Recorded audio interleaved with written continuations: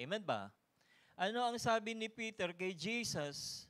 But Simon answered and said to him, Lord, Master, we have toiled all nights and caught nothing. Nevertheless, at your word, I will let down the net. Ang mga mangingisda, nakakahuli sila ng maraming isda kapag gabi. Tama ba? At pagka bilog ang buwan. Bakit? Dahil ang mga isda naghahanap ng liwanag sa dilim. Tama ba? Kaya sa araw, ang mga isda nagtatago sa liwanag dahil maliwanag na sa ilalim ng dagat. At kitang-kita nila yung mga mangingisda, mauhuli sila. Pero dito po, ang sabi ni Peter, implied, o hindi niya sinabi, literal dito, parang sinasabi niya rito, Lord, alam mo namang hindi kami nangingisda sa araw. Di ba? Matatalino sila eh. Hindi kami nag-i-invest kapag ghost month. Hindi kami nagbibigay kapag ghost month dahil alam namin napupunta sa mga ghost project. Pupunta naman tayo doon, no? Talagang yung matindi talaga, no? Na napupuno na tayo ng mga korupsyon na information. Sana magbago ang ating DPWH. Hindi lang, lahat ng sangay ng gobyerno, hindi lang DPWH. Dahil ang sabi ng mga government officials, especially si Vico Soto, yung SOP, Standard Operating Procedure. Sinampulan kay Libiste, di ba? Ilang percent sa congressman? Ha? Magkano yun? 5% ba? 10%? Galing daw sa contractor. Kaya yung mga congressman nagiging congressman. hindi na construction congressman na. Construction at the same time, congressman. Pero hindi natin, mga kapatid, pinapangaral na mag-alsa rin tayong katulad ng Indonesia sa gobyerno, no? Ipinapangaral natin yung good governance. Yung totoong paglilingkod sa bayan at pagmamahal sa Diyos. Balikan po natin yung pag-iisip ni Pedro dito. Lord, magdamag kaming ng huli. Hindi kami nanguhuli sa araw. Dahil ang mga isda, alam namin, Lord, magaling kang mangaral. Alam ko yung tatay mo ay karpintero. Expert kayo dyan sa carpentry. No? Expert kayo sa mga wood carving. Pero Lord, this time naman, expert kami sa pangingisda at wag mo na kaming pangunahan. Parang gano'n, ano?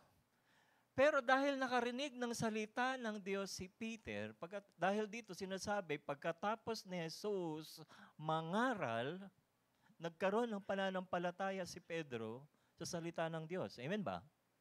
Because faith comes by hearing, and hearing by the word of God. Romans chapter 10, verse 17.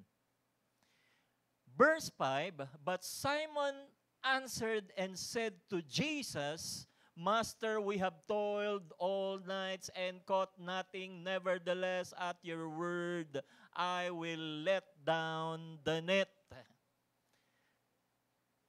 Lord, imposible na pagpapalain mo ang aking negosyo.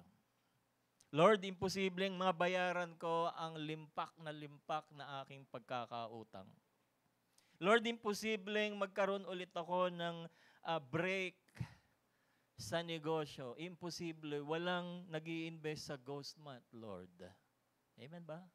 Pero dahil sinabi mo, susunod ako at ihahagis ko ang lambat sa dagat. Amen ba? And then ano ang sabi sa verse 6? And when they had done this, nung ginawa ni Pedro yung inuutos ni Jesus, ano nangyari? They caught a great number of fish, and their net was breaking. Ano po ang nangyari dito sa katagpong ito? Hindi nila maisip. Hatik na hatik ang araw, pero yung mga isda lumalapit sa lambat ni Pedro.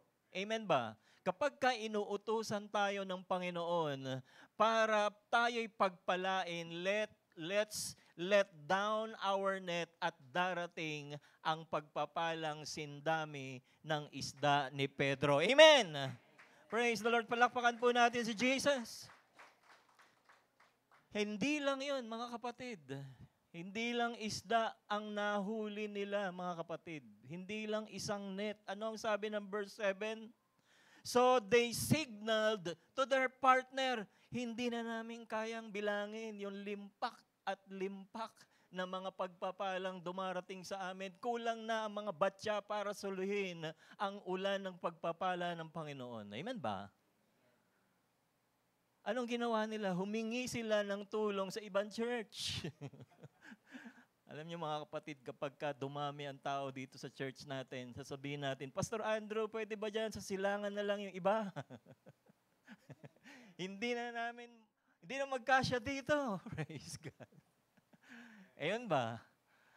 So they signaled to their partner in the other boat to come and help them, and they came and filled both the boat so that they began to sink. Ibig sabihin, dalawang bangka na ang humihila sa isda at hindi na nila makayanan. Amen ba? Na halos lumubog-lubog na ang kanilang bangka sa kakahila sa mga isda. Kung babalikan natin mga kapatid, sa John chapter 21, specifically, binilang ni Pedro ang isang huli ng isda na pinuno ng Panginoon sa kanyang bangka. Ang sabi rito sa John chapter 21 verse 11, wala dyan, babasahin ko lang para meron tayong reference kung paano tayo pagpapalain ng Panginoon. Simon Peter went up and dragged the net to the land full of large fish. John chapter 21, verse 11. 153, and although there were so many, the net was not broken. Gaano karaming isda? 153. John chapter 21, verse 11.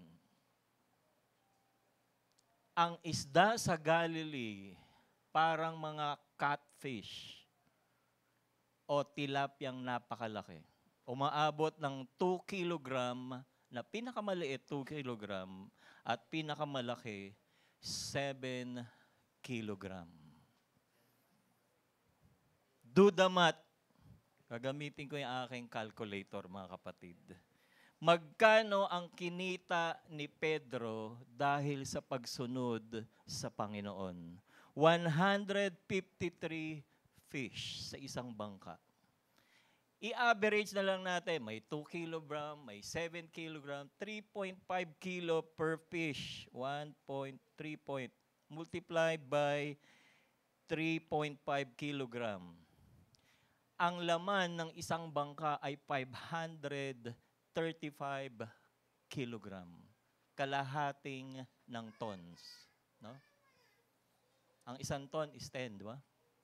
Kalahati, mga kapatid. 535 kilogram. Magkano ang isda? 1 kilo. Ngayon. Oo nga eh. I'm sure hindi ito mga pipitsuging galunggong. Sa Sea of Galilee, malamig doon. Baka may tuna, may mackerel. Diba? Sabihin na lang, for the sake of computation, 500 na lang per kilo. Okay na ba yun? Mababa pa. Okay na rin para meron lang tayong working number. 267,000 isang bangka. Ilan bangka ni Peter? 2. 535,000 because he just follow the Lord. Amen ba? Mga kapatid, akala natin wala ng pag-asa. Ghost month.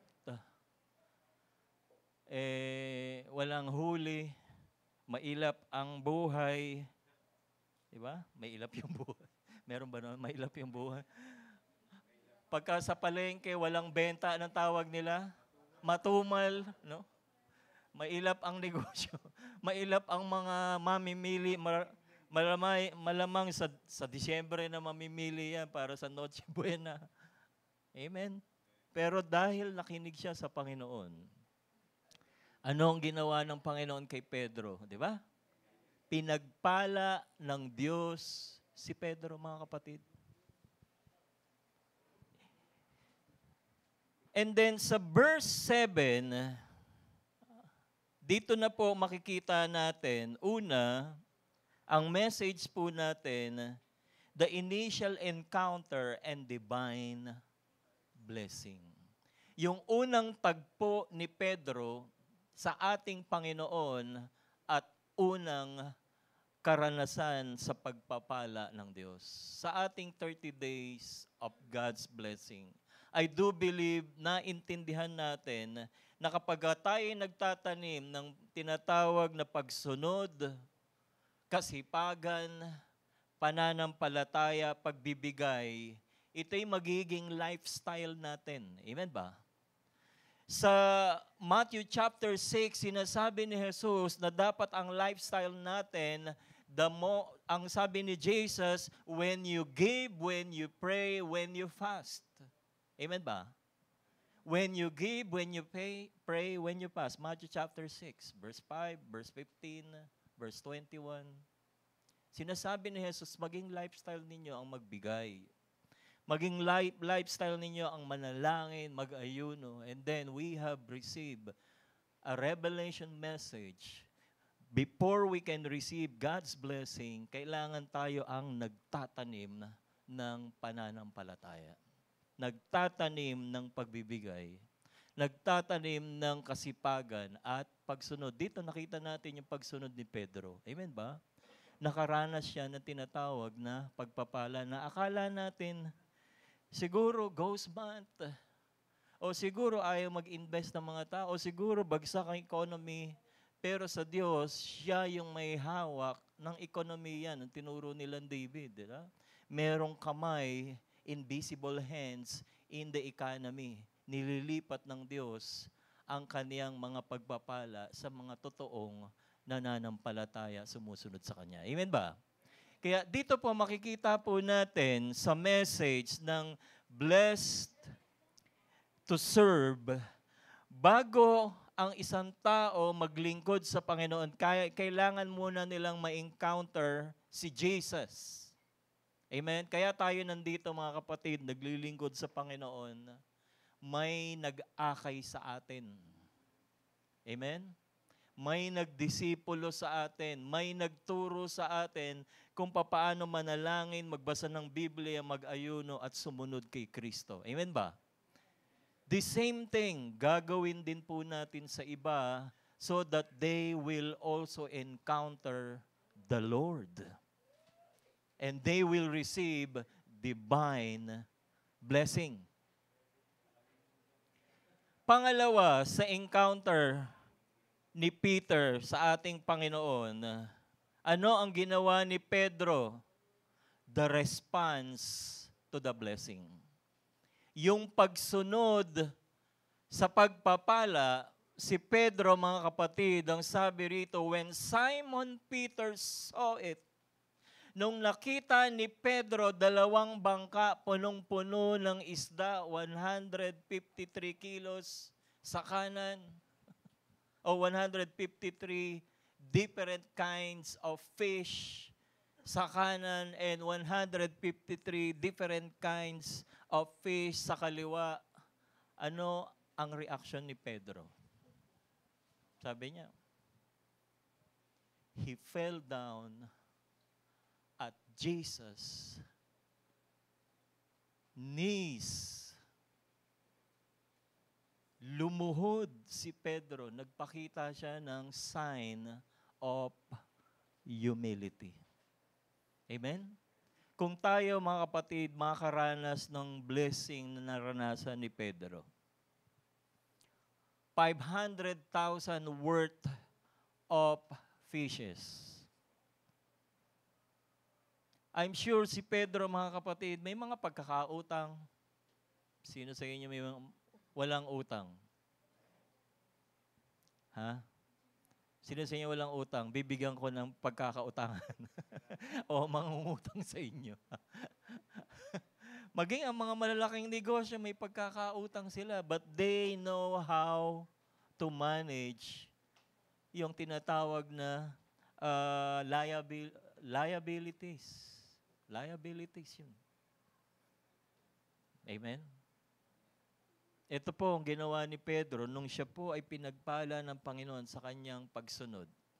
Una, si Pedro, pinagamit niya yung kanyang bangka kay Jesus. Amen? Meron ba tayong mga bagay na pwede nating paggamit sa Panginoon? Sabihin mo sa katabi mo, huwag mong itago yan. Ipagamit natin sa Panginoon. Dahil pag itatago natin ang ating mga bangka, di ba? Walang kita. Lugi. Yung mga net natin, rurupok, masisira.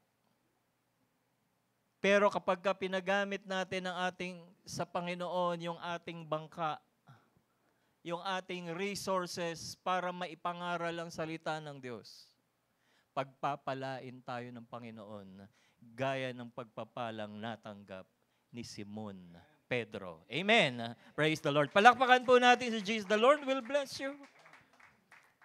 Ang kulang lang ay sumunod. I-volunteer natin.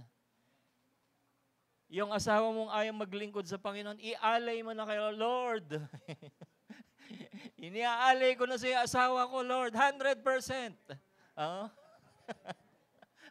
Naalala ko kilala niyo si Hannah, nagpray kay Lord sa 1 Samuel, hindi siya magkaanak.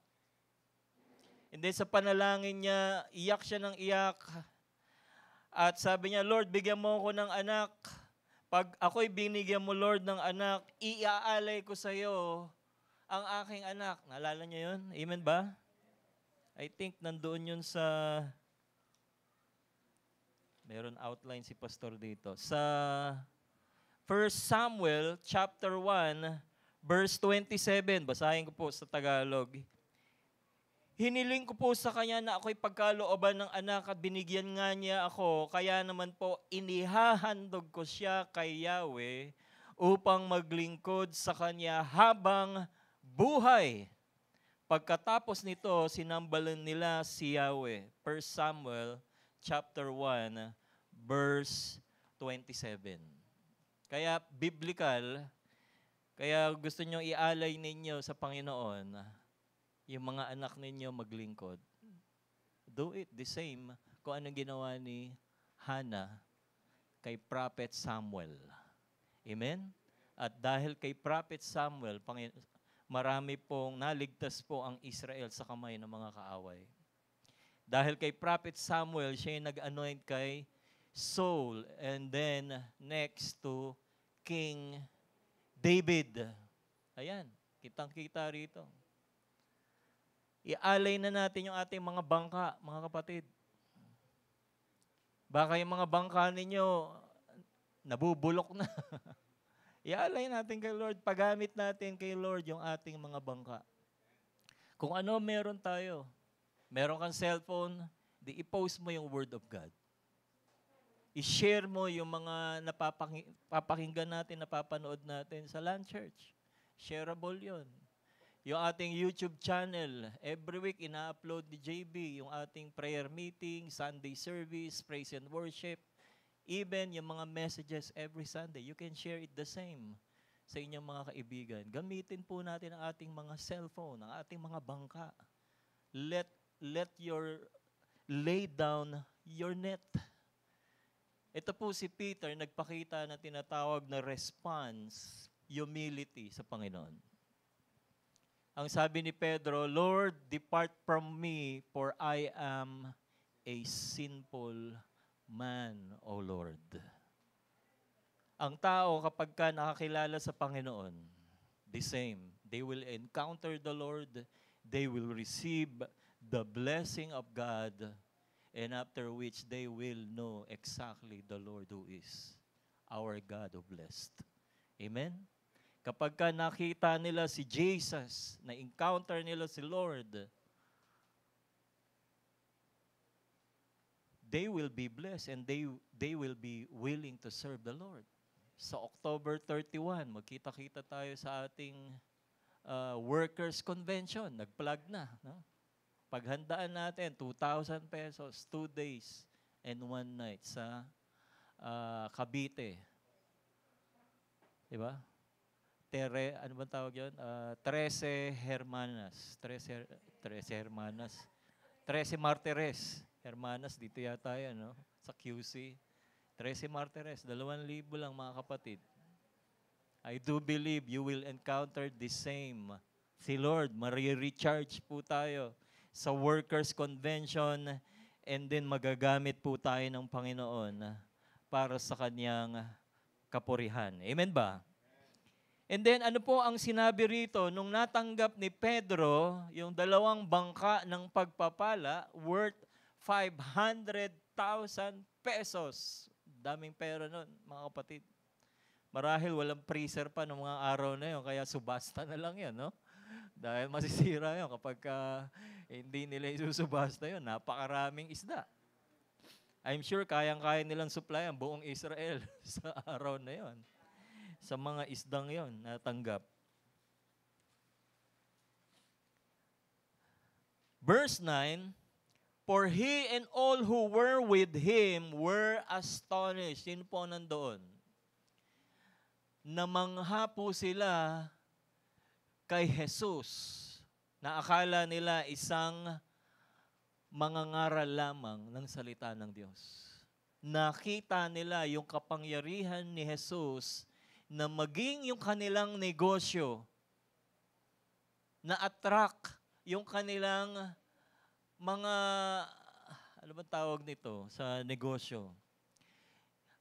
Yung kanilang mga product, yan, no? Yung mga produkto nila, yung kanilang kalakal, hindi na sila nahihirapang hanapin, tumatalon sa lambat. Nakakita kayo ng isda? Pupunta ako dito sa lambat ni Pedro, inutusan ako ni Lord. I will sacrifice myself. Amen ba? I'm sure the Lord will bless you and you will be chased by God's blessings. Surely, goodness, mercy will follow you. Why? All the days of your life, because we always dwell in the house of the Lord forever. Amen. Psalms 23 verse 6. Ang daming isda, mga kapatid. Maraming isda sa buong mundo. Gaano karami ang tao sa buong daigdig? 8 billion people. 8 billion people. 250,000 died every day and increasing every day. In other words, every second, 2 namamatay. Next second, 4 ang namamatay. Ang sabi ng Mark chapter 4 verse 20, sa 4 na nakakilala kay Kristo, 3 nagba-backslide. 1 lang ang sumusunod kay Kristo. In short, kung kukunin natin yung statistics, every 2 seconds, 3 napupunta ng impyerno. 1 napupunta sa langit. Amen ba? Kaluluwa po sila. And we are here, blessed by God, so that we can reach as many people for Christ. For he and all who were with him were astonished. Namangha sila sa Panginoon.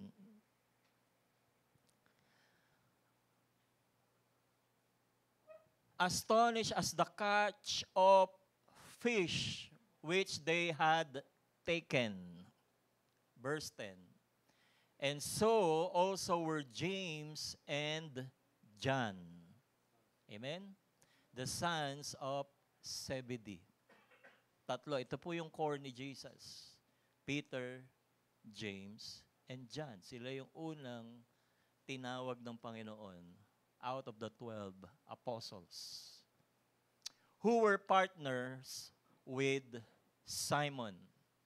The call to serve and willing obedience. Ano po ang ginawa nila? Tinawag na sila ng Panginoon pagkatapos nilang makarinig ng salita ng Diyos. Pagkatapos nilang nagkaroon ng pananampalataya, sumunod kay Jesus para sila'y pagpalain. Kung tayo susunod sa Panginoon, the same, we will be blessed.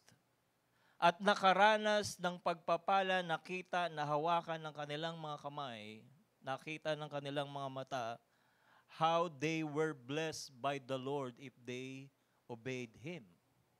Kung tayo susunod kay Kristo, the Lord will bless you. The Lord will bless you because the Lord wants you to serve Him. Amen? Because we were called blessed to serve. Verse 11, so when they had brought their boats to the land, noong dinala na nila yung dalawa nilang bangkang punong-puno ng isda, marahil yung iba ayaw tumalon, wag tayong tumalon, inutusan tayo ni Lord, manatili, tinawag tayo rito para mahuli. Iniisip ko lang gano'n, no? Bawal tumalon. Ang pagpapala ni Lord, mga kapatid, sa inyong mga bulsa, hindi mabubutas ang inyong bulsa.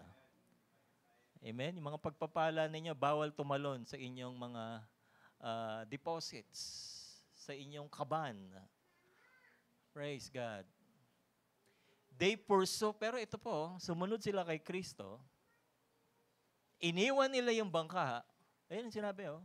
So when they had brought their boats to the land, they forsook all, iniwan nilang lahat, and they followed the Lord. Pastor, ano nangyari sa 500,000? Marahil, ito, niisip ko lang, may utang si Pedro. Bayaran mo na lahat ng Bombay, si Manny, si Judith, no? Pati yung biyanan ko. Kasi sinabi sa scripture, yung biyanan ni Pedro, pinagaling ni Jesus. Amen? Sa kanilang pagbisita. And then, binayaran nila yung mga empleyado nila. And I'm sure, binalik nila yung kanilang bangka sa parents ng magkakapatid na John and James. Amen ba? Iniwanan nila ang kanilang negosyo. Naranasan nila na sila pala'y tinatawag ng Panginoon. This time, hindi na manghuli ng isda, kundi manghuli ng mga tao para kay Kristo. Amen ba? Ano sabi ni Jesus dito? And Jesus said to Simon, do not be afraid. From now on, you will catch men. So that they had brought their boats to the land, they forsook all and followed Him. From now on, you will fish men. Amen? Lahat po tayo, mga kapatid, tinawag tayo ng Panginoon. Tinawag po tayo ni Jesus to become fishers of men. Amen ba? Una, tinatawag tayo ng Panginoon para turuan, para magbasa ng Biblia, para maging alam po natin ang salita ng Diyos. At pagkatapos, we will do the same to share it to others. Ayan po yung role natin, fishers of men. And then, I think ito na yung last verse, the call to serve and willing obedience. Kaya yung tatlong message po rito, number 1, initial encounter and divine blessing. Number 2, the response to the blessing. And number 3, the call to serve and willing obedience. Ito na po yung application po natin. Kanina sa Kupang, ito rin po yung shinare ko. Um, yung serve. Sabi mo sa katabi mo, serve. Paglilingkod. Amen ba? Life application. Una, sa serve, merong 5 letters sa serve. S-E-R-V-E. Serve. No? Sa letter S, see the need. Maghanap po tayo ng pwede nating matulungan. Ano ang sabi ng Panginoon? Let each of you look out not only for his own interest. Kaya tayo pinagpapala ng Panginoon para itulong natin sa iba, but also for the interests of other. Serve. See the need of others. Maghanap tayo na pwede natin ipagpalain. Kung sapatos mo 2, bigay mo 1. Polo mo 2, bigay mo 1. No? Relo mo 2, bigay mo 1. Amen?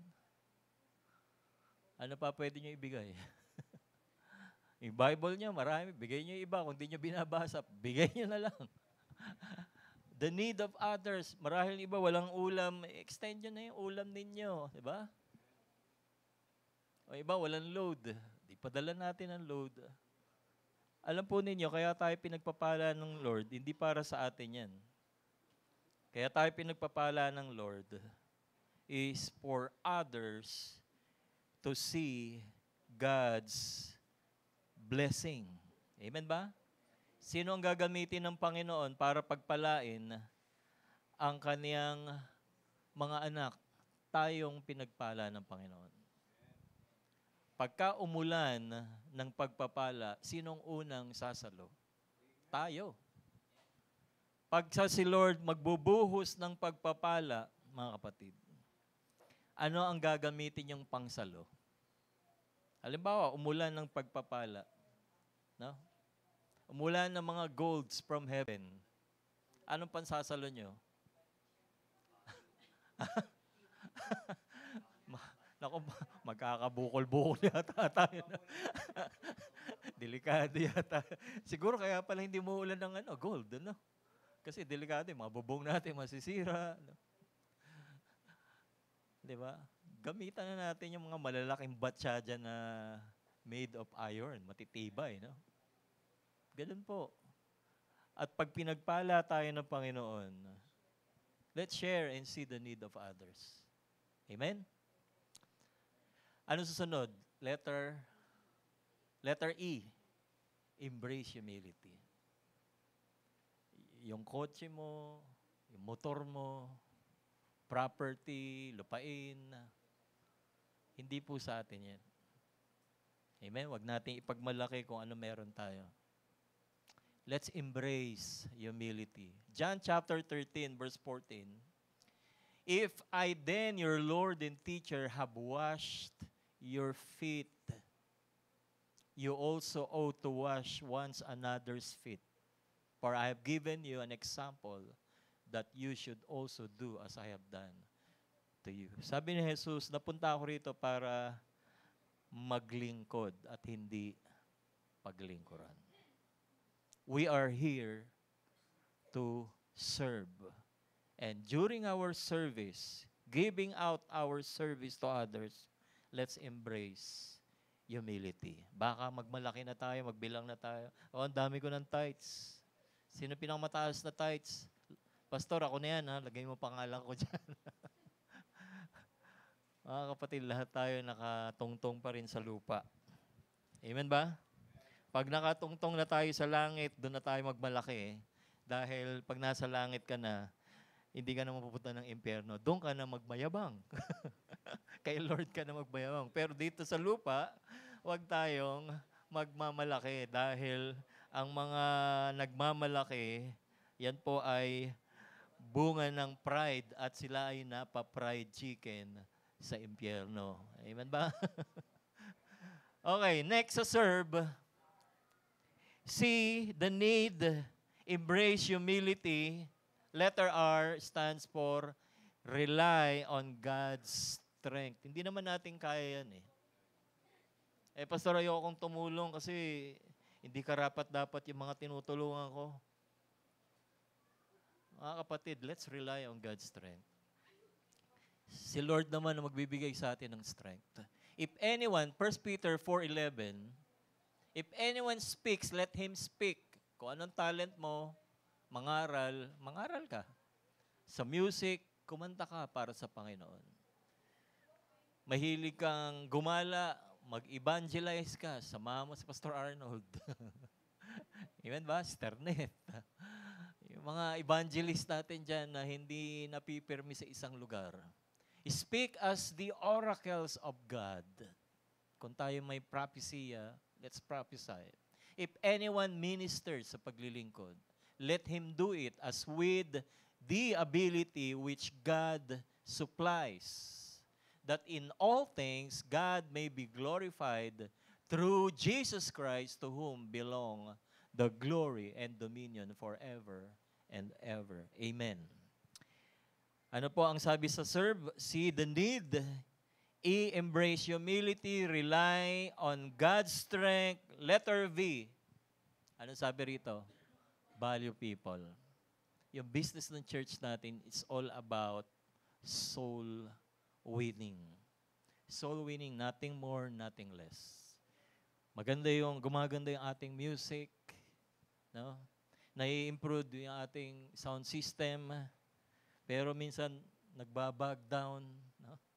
Parang buhay din yan eh. Minsan masaya, minsan naka-standby, hindi nagagamit. Pero one day magagamit ulit yan. Amen ba? Let's value people. Sa lahat ng ginagawa natin, ang business ng church is winning the soul. Soul winning. Magkano ang value ng isang tao? Ha, mga kapatid? Ano ang sabi ni Lord sa Mark chapter 8, verse 37? Diba? What shall it profit a man if he gains the whole world but loses his own soul? Diba? Aanhin ng tao ang yaman ng daigdig, 36 ng Mark chapter 8. For what it shall profit a man if he gains the whole world and loses his own soul? Magkano ang mundo? Ito, sinisearch ko mga kapatid. Magkano ang daigdig? Ha? Ang sabi ni Google Earth, hindi nagbago yung data niya, 5 quadrillion US dollars. Ilang zero yung 5 quadrillion? Quad, 15 zero. Kahit na meron kang pera sa bangko, o hindi magkasya yung pera mo sa bangko, 5 quadrillion, binilang nila ilan ang ibon na lumilipad, magkano yung lupa, magkano yung ginto, magkano yung diamante, pag minina mo, yung fossil fuel, pagka yung crude oil, kunin mo lahat sa Middle East, binilang nilang lahat yan. Pati yung oxygen, kinompute, and they come up with number, 5 quadrillion US dollars. And dahil sa inflation, yung ibang computation, umabot na ng 21. Tumaas na.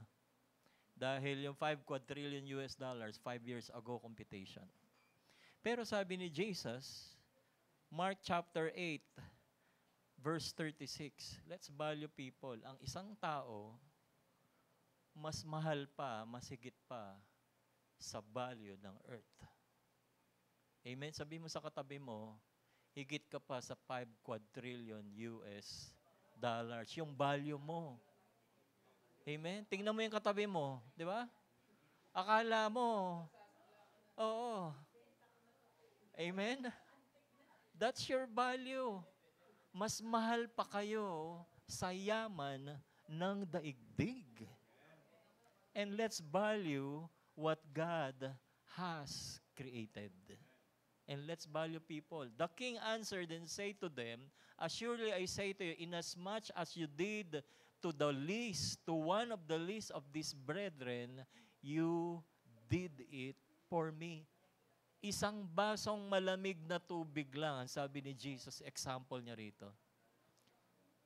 Sinabi man ni Jesus, kumuha ka ng isang basong tubig sa refrigerator. Wala namang refrigerator nung araw, di ba? Para palamigin ang tubig, ilalagay sa banga. Di ba? Galing ng technology ng banga, ano? Kaya ibig sabihin, special, isang tubig lang. Lahat ng ginagawa natin sa mga tao, ang sabi ni Jesus, you have done unto me. And you will never lose your reward. Last verse, nandito na po yun. You will be blessed. Next, last slide.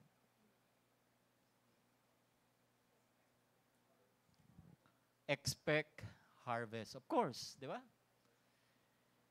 Sa ating paglilingkod sa Panginoon, lahat po tayo, dito pa lang sa daigdig, makakaranas na po tayo ng pagpapala ng Panginoon. And I'm sure walang maghihirap sa atin. Nakikita ko, mga kapatid, mahihirapan talaga yung mga traffic enforcer dito sa Diego Silang dahil lahat kayo may kanya-kanya sasakyan. Brand new. Amen ba? Praise God. Ang hina ng inyong pananampalataya. Praise God. Expect harvest. Woo! My gosh. Thank you, Lord.